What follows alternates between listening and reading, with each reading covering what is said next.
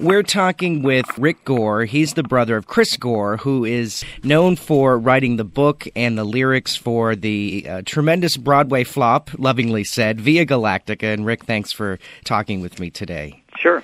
Wanted to take our listeners back to 1972 when Via Galactica was being written. Where were you during this time? I was living in New York City, not far from my brother. And what was your take on this? You were witness to a lot of what was going on, right?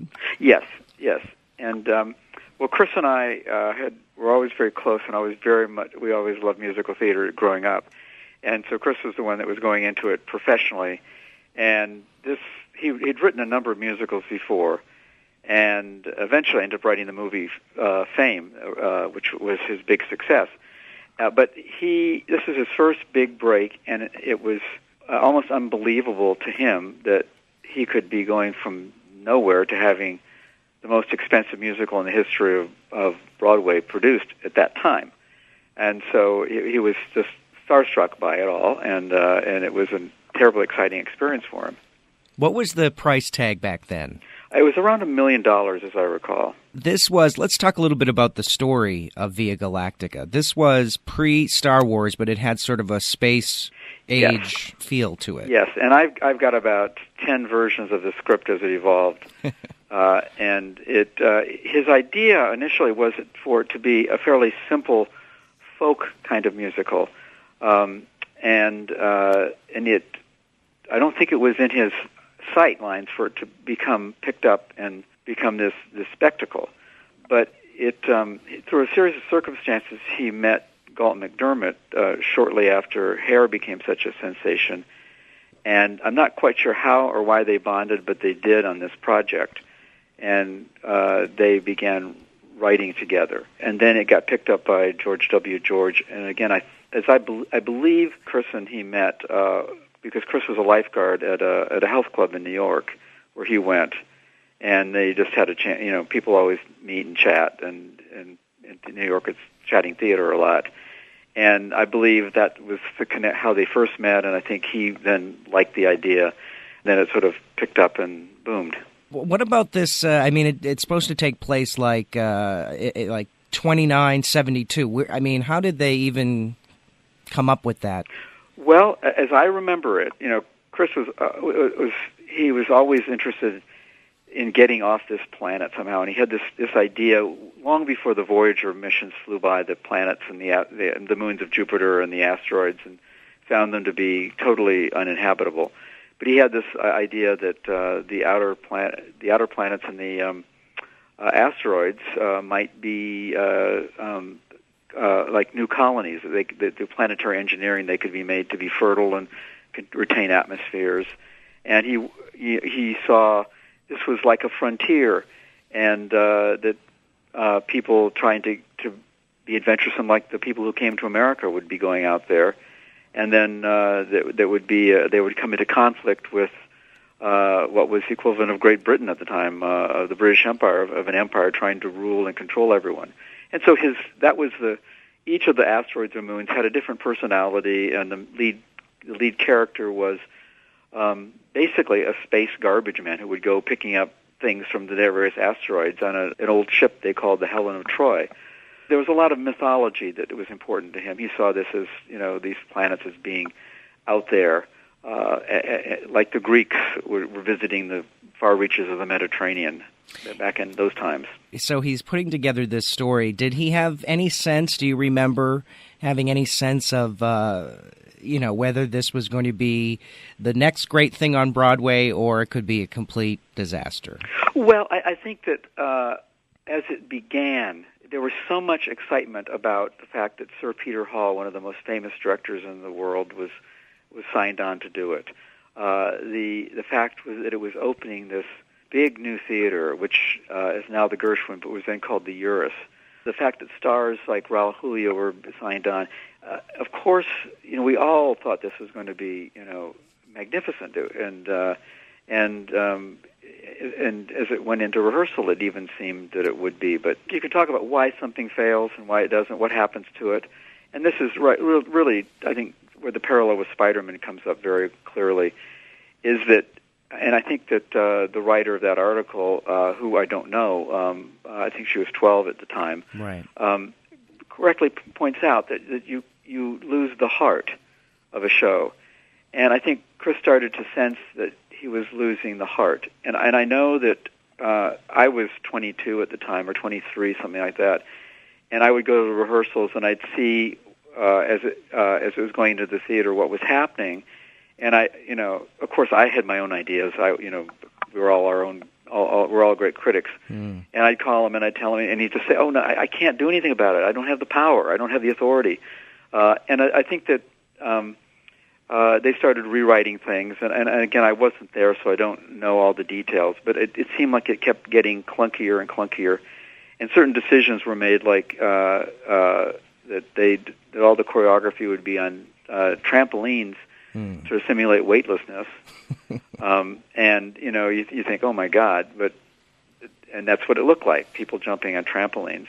But an interesting thing was that, and I think some of the critics may have mentioned this, that the people on the main planet were all blue.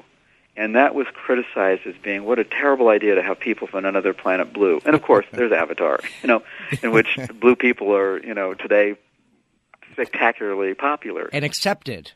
See how far we've come? Yes. And of course, I think also the play suffered. We were coming down as a country from the high of the moon landing, and I think even Apollo 13 had sort of pricked the bubble that. There was a time in 1972 we were going into a stage of, I think a lot of critics and people at that time were sort of looking down on the space program and those efforts. Why are we doing this? It was sort of an intellectual thing that was happening. And of course, I think then Star Wars a few years later just reversed that idea that people weren't interested in space. I wish that I had actually had a better memory of those times than I do, because they were exhilarating and excruciating. Yeah. And so here we are now, and the interest is back with Via Galactica. Of course, you mentioned the article in the New York Times that was written called "My Family's Flop" about the young girl. She was young at the time. Yes. Mm-hmm.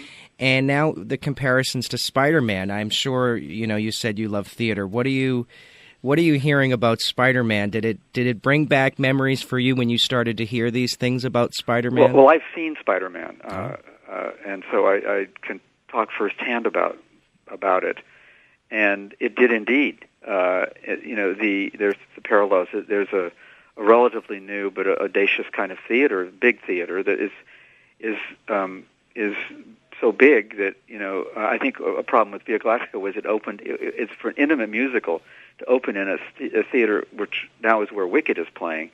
It's a great big space, and so there's a lot of things that when you have a great big space and you're trying to narrow in and develop heart in a story, that you have to fight that.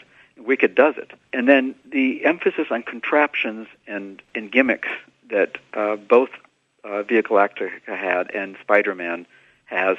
Spider-Man's are many, many times more expensive, and they're breathtaking in terms of what they're trying to do.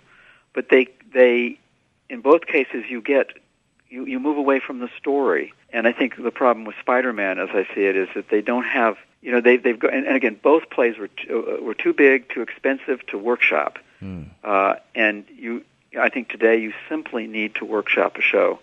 You have to get the audience, get a feeling for where the heart is.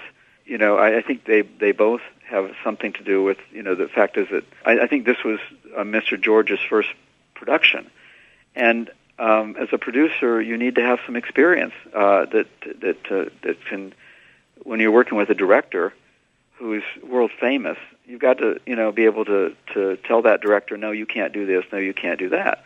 And I think, like with Julie Taymor and Lion King, you had the Disney operation sitting there saying, no, you're going to do this and this, but I think she's had whatever she wants, and she's alternately brilliant and alternately just you wonder what in the world is going on here. Well, tell me a little bit about, since you have seen Spider-Man firsthand, give us some details as to what you thought technically of, they're flying around the stage on these very complicated harnesses.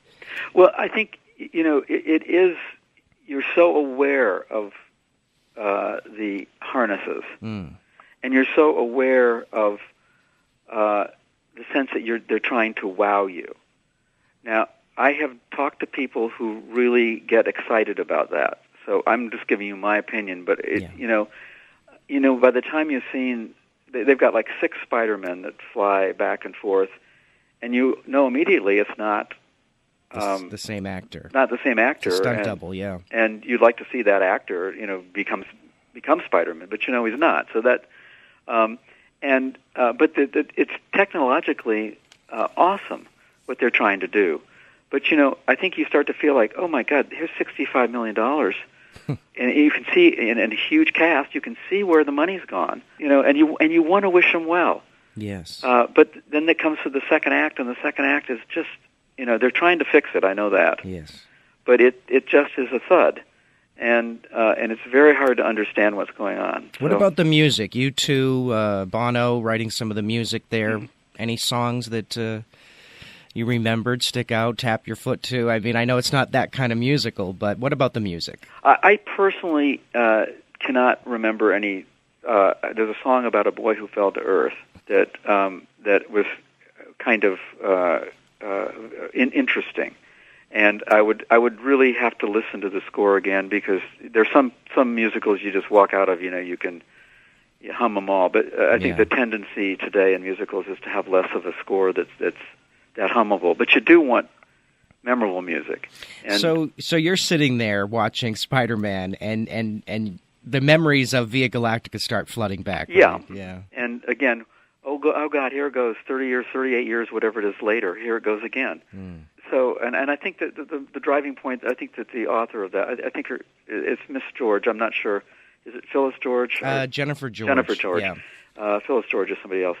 I think she very accurately and insightfully pointed out the shows had the problem with heart, and I would agree with her wholeheartedly on that. It all comes back to heart. You got to have heart. Mm-hmm. That sounds like the cue for a song there. Wanted to ask you before we go about Via Galactica. I heard in the grapevine is there a college production that might be mounted? I was contacted. I've talked to Galt McDermott a couple times, because I've been involved with trying to revive a couple of my brother's other works, including one called Nefertiti, which is sort of a cult favorite. But Galt McDermott got in touch with me, and we had a couple of conversations years ago about. He was very concerned that the show was not well produced, and he really liked the show, and he did a reading, a small production at Cooper Union, maybe 8 or 9 years ago now, in which he had various actors come in and perform about a dozen of the songs, and then. And I've looked over the scripts and everything, and it's sometimes it's just hard to go back to something. Yeah. But then a young student at Rutgers named Eric Lundgren contacted me 3 months ago, very excited about this show. He had managed to find a recording that was of the show itself that was done on stage. A video recording? Not a video, a sound recording of it. And he had fallen in love with it, and he also managed to get at some theater auction, a copy of one of the producer's scripts with lots of notes in it. So, he said, I would love to try to do this as a college. I'd like to direct it as my thesis at Rutgers. He's 20 years old or something like that, and he's rediscovered a show that's. Out of the blue. It is fascinating in that he rediscovered it at this time. I mean, and now here with all this Spider-Man talk, and then the New York Times piece, and now we're talking, and there's been a lot of talk about Via Galactica, so it would be interesting if he actually got it off the ground at this time. So, Rick Gore, I want to thank you so much for taking the time to talk to me here. It's been my pleasure.